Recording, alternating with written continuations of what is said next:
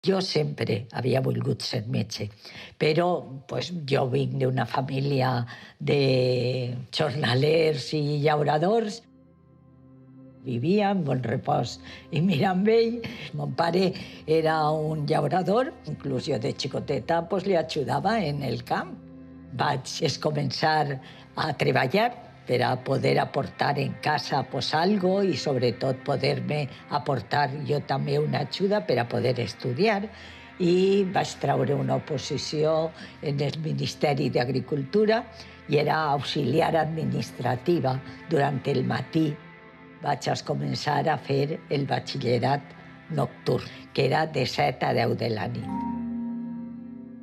La meva família no ho tenia clar, mon pare no em deia res i ma mare ho entenia menys, perquè ella deia que per què volia jo estudiar si ja tenia un treball i treballava en el ministeri. Era una família que no tenia molts recursos i deia que gastava luz, que gastava calefacció per la nit estudiant. I ella no ho acabava d'entendre. M'amagava, ficava baix de la porta algo perquè no es vera que estava estudiant. Per tant, no s'entenia molt bé lo de metge, però me ho respetaren. I vaig treure plaça per poder estudiar medicina. Quan pujar les escales el primer dia de la facultat de medicina me semblava que era impossible. Jo era 2 anys major que la gent que me rodejava. I me cridava l'atenció la forma de viure la facultat dels meus companys respecte a com la vivia jo. Jo la vivia com si fos el meu treball i tenia una responsabilitat enorme, eren bons estudiants, però de quan en quan i prou viatges eixien a les escales, se sentaven, prenien una cervesa i jo feia, Mare de Déu, en el meu poble estan treballant i estos estan així, viva la Virgen, com si fos un diumenge o un dissabte. Lo que també vivirem, perquè varen ser els anys de la repressió franquista, la policia entra en la facultat de medicina en el primer any meu de carrera. En el tercer curs va ser quan se va sancionar a molts estudiants i el que varen fer és formar grups de treball, varen fer tots els apunts, varen treballar en pisos per la vesprada i traguérem el curs sencer sense anar ni un dia a classe. Joan i jo mos varen casar i jo estava en quint de medicina. A la meva boda vingueren tots els meus companys de medicina. Quan acabé la carrera, en sext de medicina, nasqué Joan, i jo només acabé medicina, me n'aní de metge de poble. Vaig fer el MIR i me n'aní a l'Origuilla, de metge general. Isqueren les places del MIR. I jo, en l'Origuilla, no m'enterí que havia iniciat per a poder elegir. I quan m'enterí, s'havia ja tancat l'etapa de poder elegir. Me n'aní a Madrid, al Ministeri, me portà a Joan, isquerem un dia a les 5 del matí de l'Origuilla, per anar-se'n a Madrid al Ministeri, sols quedava l'especialitat d'hematologia. Vaig poder demanar a l'Hospital Clínic i agafar la plaça als 15 dies de néixer Vicent.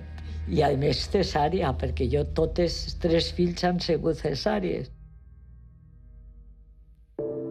Hi ha coses que no elegeixes en la vida. Jo deia, quan acabe el MIR, me'n vaig de metge de poble.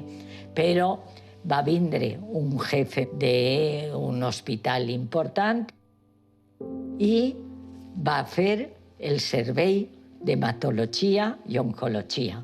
La oncologia quasi ni existia, perquè era l'època en què no n'hi havia tractaments per al càncer, la hematologia era laboratori, era el banc de sang. Com no n'hi havia ningú metge especialitzat en oncologia, jo me vaig començar a estudiar i a interessar molt per el càncer. Jo m'ho passava molt bé, perquè a mi el que m'agradava era parlar en les malaltes.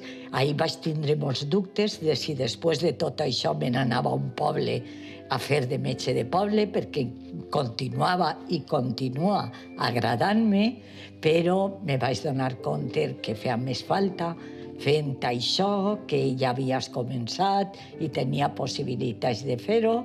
Aleshores, quan ja estava acabant l'especialitat, va ser quan jo me doni compte de les coses que feien falta per al càncer de mama, però per això se necessitava fer un anàlisi en el tumor des mama que així no es feia. I se n'anàrem, tota la família en una rulot, se n'anàvem de vacances a Milà. Entonces, en Milà, en Europa, era el puesto de càncer més important.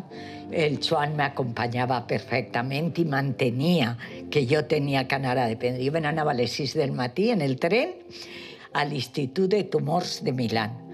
Ells se quedaven en un càmping i després m'esperaven, ell i els 2 xiquets, en l'estació de Milà per a replegar-me, i ja me quedava en ells fins al dia següent, i vaig fer la meva tesis de receptors hormonals. No teníem altra cosa que la quimioteràpia, el tractament hormonal a plegar demà de tindre els receptors hormonals. És dir, que pràcticament a totes les tractàvem en els mateixos tractaments. I després anava predicant-los als cirurgians que tenien que guardar-me el tumor de les operacions de mama per a poder fer els receptors hormonals. I després me n'aní a Estats Units, a Houston, a l'Emmy Anderson. Allí vaig dependre el model d'assistència, és dir, com se hauria de veure a les malaltes, i aquest model ja en el clínic el tenim. En tota Espanya em coneixen perquè vaig ser de les primeres oncòlogues que n'hi hagué, i més dona. I els meus fills xicotets. I als meus fills, quan eren xicotets, els explicava un conte per la nit i sempre es deia el mateix, que jo no treballava per diners, que treballava per ajudar a la gent, perquè ells entengueren. No sé si ho entenien o no, perquè era impossible, però, ho fèiem. Tinc 71 anys, estic jubilada, tinc un escrit de la consellera on me s'autoritza a veure malalts i a estar en la consulta. La consellera deia, a veure si això ara ho volen molts. Jo dic, no et preocupes, perquè a més fica ben clar que serà de forma altruista. Mentre trobe que puc aportar alguna cosa, ho faré.